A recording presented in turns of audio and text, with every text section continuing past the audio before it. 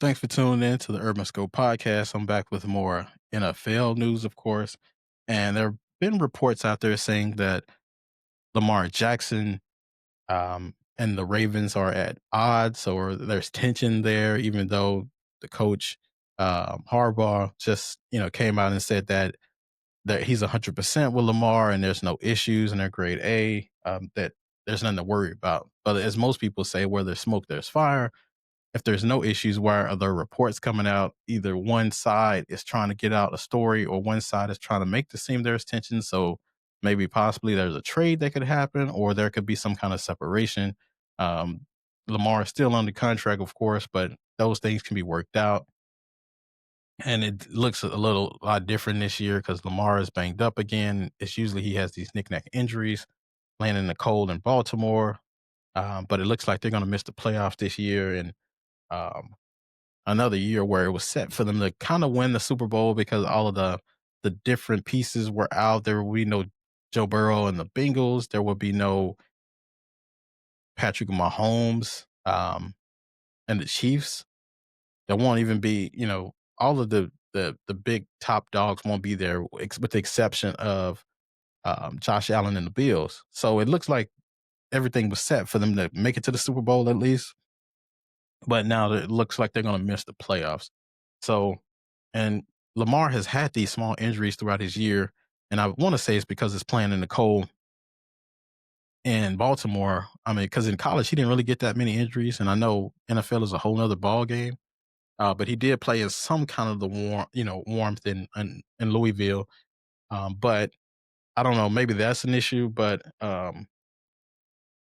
this separation from the Baltimore makes more sense for several different reasons, especially if Miami Dolphins is a team that he's seeking to go or a situation he's looking to get into. First, the Ravens never had an organization that built around their quarterbacks. When you think about the championship teams that they've had, that '01 Ravens team that won the Super Bowl or 2000 Ravens team that won the Super Bowl, they had um, Trent Dilfer, which they didn't really have many pieces around him. They had like a decent running game. They had Shannon Sharp at tight end, but he was at the end of his career. But they didn't have any big name receivers. They based everything off their defense. Or when you go to more recent Super Bowl that they had, which they had Joe Flacco, who was known as a postseason quarterback, but he really didn't do much in the regular season. They really didn't have pieces around him. They had a decent running game. They had a couple decent receivers, but nobody that was Hall of Fame, but they had a very great defense with Ed Reed and Ray Lewis and Terrell Suggs. So they hung their hat on defense.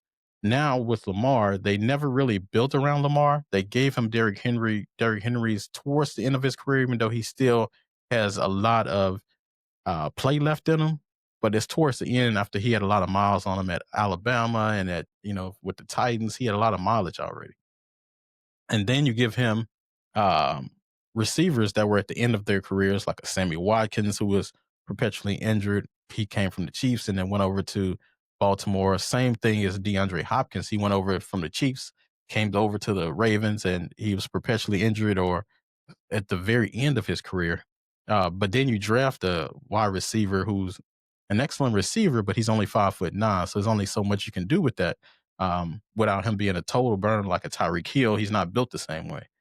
So they really had never built around a quarterback or built around offense. They have always built around defense. And now that that defense isn't elite, they're not able to carry that team like that because they didn't build a team like that.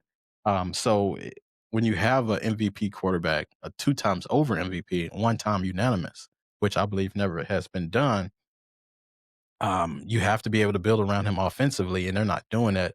So now he's getting hurt. He's having to hold the football a lot longer, making himself more susceptible to these injuries.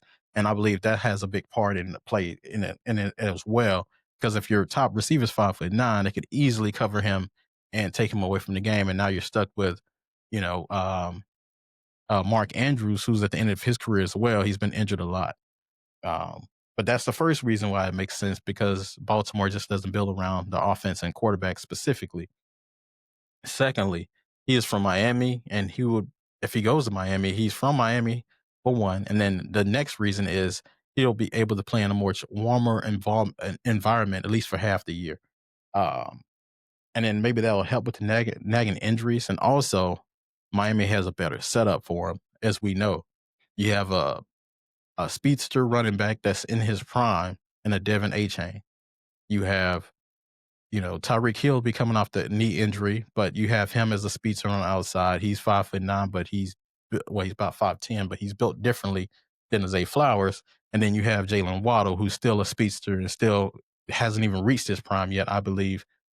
So you have those two pieces, and then also they have an offensive-minded head coach and Mike McDaniels that I believe will be able to build around Lamar a lot better through the draft. And Miami has been a lot better in the draft offensively than Baltimore could ever imagine.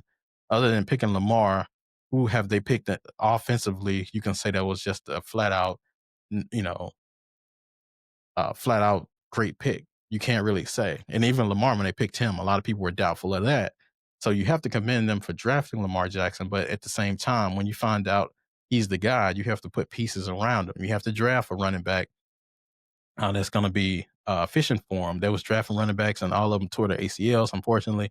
But you have to pick, draft better, bigger running backs and more stability. And you can't miss on these picks when you have an MVP like this, because you wasted a lot of his prime year, a lot of his great years, especially the MVP years. They didn't even get out of the first round in most of those. So I think this separation makes a lot more sense for the for Ravens and for them, because then they can retool and figure out what they need to do, and figure out the whole mantra. Because when Ozzie Newsome was picking these players, he was picking a lot better, especially on defensive end, defensive side of the football.